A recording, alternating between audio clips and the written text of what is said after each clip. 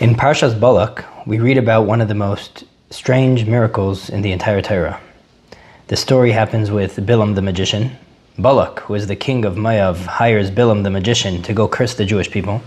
Bilam asks Hashem in a dream at night, "Should I go curse the Jews?" And Hashem says no. Then Balak comes back the next day with a more enticing offer and with more honorary ministers.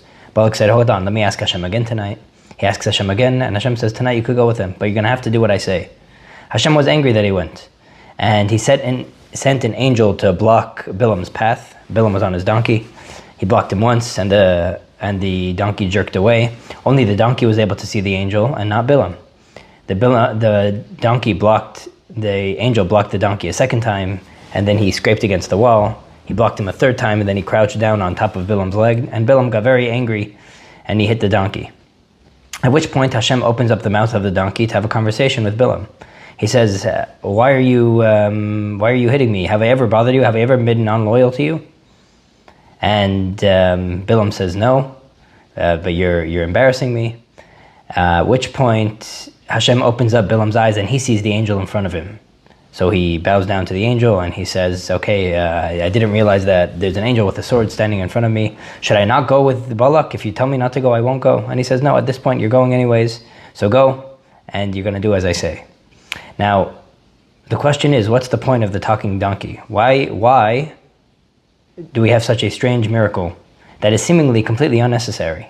What did Bilam need to see? He was frustrated at his donkey for not going on the path towards Balak.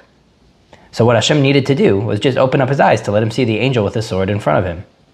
The fact that the donkey talked didn't seemingly do anything in the story. The donkey just told him, "Why are you hitting me? Have I been disloyal to you? You've ridden on me all these years?" To which Bilam said no. And then Hashem opened up Bilam's eyes and he saw the angel. That was the real miracle. That had a point to it. But there was seemingly the point of the talking donkey, the one time in Torah where we see that an animal just talks like a human, is a very strange miracle and seems completely unnecessary. So why did Hashem do it? And a simple, beautiful answer to this is that if you look at Rashi, Rashi says that the angel was an angel of mercy trying to block the path of Bilam, to stop him from sinning. Bilam was about to destroy his legacy, about to destroy his connection to Hashem, and about to gravely sin and ruin his life. And the angel, and what Hashem was doing even to someone like Bilam, who's an anti-Semite, was trying to throw him a curveball to make him reassess his life. And oftentimes when we're stuck in a way of thinking, we just don't change until something completely shocks us, until we go through shock culture, or hit rock bottom, when we realize, wow, what I'm doing really isn't working, or I just saw a huge sign, and that's a invitation and a welcome to go reassess where we're headed in life. Now here's the problem. Bilam was a sorcerer.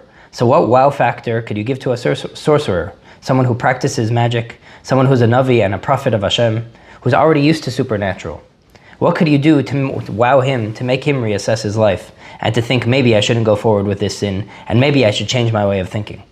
So for this, Hashem needed to create a miracle that is so absurd, even someone like Bilam will be stopped and shock cultured by, will be stumped, realize God's curveball, and say, wow, nature's really changing for me. I must be doing something very big and very wrong, and I probably need to reassess. Yet we see he didn't get the message, and the angel then said, at this point, this is your lot, go for it, and we're going to see how it's going to bring a blessing to the Jewish people and a blessing to the world. The powerful lesson over here is twofold. First of all, when God throws us curveballs, we need to learn how to hit them. Oftentimes we plan our lives to go a certain way, and just unexpected things happen in our days or our weeks or our life. We expect it to go in one direction, and then something drastic, could be something drastic positive or drastic negative, happens. But what we need to learn is how to view those not as just random happenings or something that's cool or interesting or sad and tragic, but we need to learn that it's a communication from Hashem to allow us, and an invitation to reassess ourselves and to try to learn a lesson and to maybe think in a new way that we haven't been thinking until now, or break our habits and act in a new way that we haven't been acting until now. And to be able to have a sensitive eye and ear to try to see when life sends us those messages and to lean into them and learn the lesson. There's a story of the Rebbe's wife, Rebbetzin Chaim Mushka. She was driving with her driver one time, and on their usual route, I think it might have been to a park to where the Rebbetzin used to like walking by the water, there was a detour. So she said, let's take the detour. And they saw over there a moving truck with a woman, and the Rebbetzin stopped, told the driver to stop, to speak to the woman who was getting evicted. How much money do you need? You're a couple months behind on rent. She told her how much rent she was behind, and the Rebbetzin wrote out a check and gave it to this woman. And she told the driver that my father taught me that to look for Hashgacha Pratis, and when something unusual happens, when you get a detour in life, realize that that's Hashem's giving you a shlichus, and to attune your eye to try to see what is Hashem showing me when He's giving me this detour. That's what Hashem was trying to show Bilam with the talking donkey. But the lesson goes much further. In Pirkei Avos we read that in the 6 days of creation, Erev Shabbos Ben Hashmashes, right before creation finished, on the first Friday of creation, at the twilight zone, right before nightfall of the first Shabbos, the Sabbath came, Hashem created 10 supernatural things. Some say the ram of Abraham, the ram of Avram Avinu, which he brought up instead of his son Yitzchak, the mouth of the earth that swallowed Kairach, Moshe's staff, the luches, the 2 tablets, and one of the things that Hashem created on the first day of creation was the mouth of the donkey. The mouth of the donkey that's going to open up and speak to Bilam 2,500 years later. So go put ourselves in Hashem's eyes. Hashem is right now creating a world. He did a great job. It's about to be Shabbos, He gets to rest. But He says, no. Right now, right before Shabbos, I got to get busy again. I need to create a mouth of a donkey, because one day there's going to be an anti-Semitic, non-Jewish prophet named Bilam, and I'm going to try to inspire him towards tshuva.